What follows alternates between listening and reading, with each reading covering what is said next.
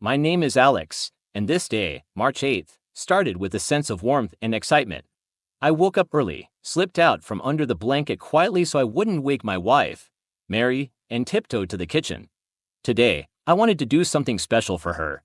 March 8th is our day when I always try to show her how much she means to me. This year, I decided to make her favorite crepes with strawberries and cream for breakfast, and later, plan a romantic dinner with a gift, a necklace she'd been dreaming about for ages. As I mixed the batter, my mind wandered to our memories. How we met 10 years ago, how we fell in love, how we built our life together. Mary was my everything, my rock, my best friend, my love. I couldn't imagine life without her. When breakfast was nearly ready, she shuffled into the kitchen sleepy, hair messy, but still beautiful to me. "Happy holiday, my love," I said, pulling her into a hug. She smiled, but it seemed faint, almost forced. I figured she was just tired and brushed it off. That's when I noticed her phone on the table. It lit up with a notification from someone named David. The name didn't ring a bell, but curiosity got the better of me, and I picked it up. The message said, "Mary, I can't stop thinking about you. Yesterday was amazing. When can we meet again?" I froze. My heart raced, and my head started spinning. Yesterday evening, she told me she was working late. Was that a lie? Was she cheating? I reread the message, hoping I'd misunderstood, but it was crystal clear. When Mary came out of the shower, I was still standing there, her phone in my hand. She saw the look on my face and asked, "Alex, what's wrong?"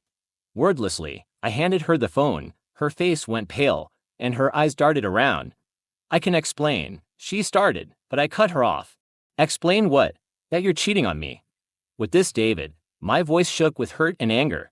She looked down and murmured, "It was a mistake, Alex. I didn't mean for it to happen.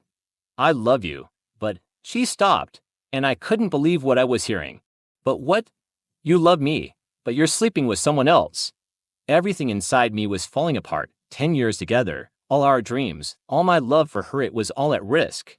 She stepped toward me, but I pulled back. "Don't touch me," I said, my voice colder than I'd intended.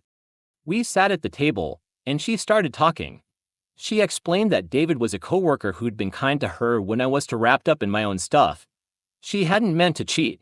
It just happened. She begged me to forgive her, swearing she loved me and didn't want to lose me. I listened, but my mind was elsewhere. I thought about how often I'd work late, how rarely we'd really talked lately. Was it partly my fault? But that didn't excuse what she'd done. "I don't know if I can forgive you, Mary," I said when she finished. "You've destroyed everything we had." She started crying, but I couldn't bring myself to comfort her. I felt hollow. I got up and walked out of the kitchen, leaving her there alone. I left the house and wandered the city aimlessly.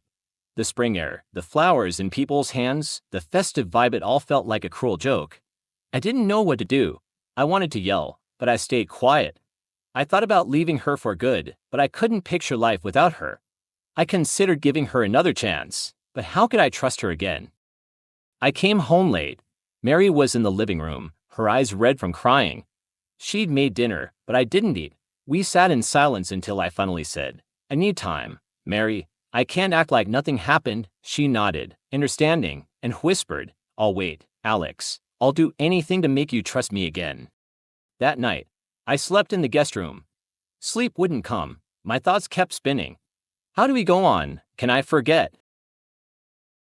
The next day, I met a friend and spilled everything. He told me not to rush. "Take your time, Alex. It's rough, but figure out what matters more, saving your marriage or walking away." I mulled it over. I still loved her, but the pain lingered. Weeks went by, and we lived like strangers. Mary tried to be caring, but I stayed distant. One evening, she came to me and said, "Alex, if you can't forgive me, I'll leave. I don't want you to hurt because of me." I looked at her and realized I didn't want her to go. Despite it all, she was part of me. "I don't want you to leave," I said, "but I don't know how we can be together after this."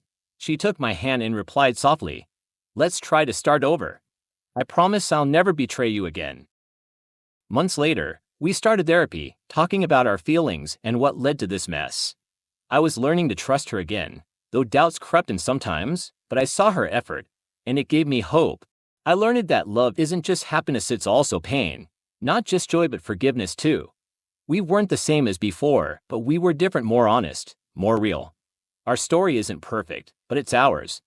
We chose to move forward together, one step at a time, growing from our mistakes. That's how that March 8th went, a day that could have ended us but instead marked a new beginning. I don't know what's ahead, but I know I want to try, for her, for us.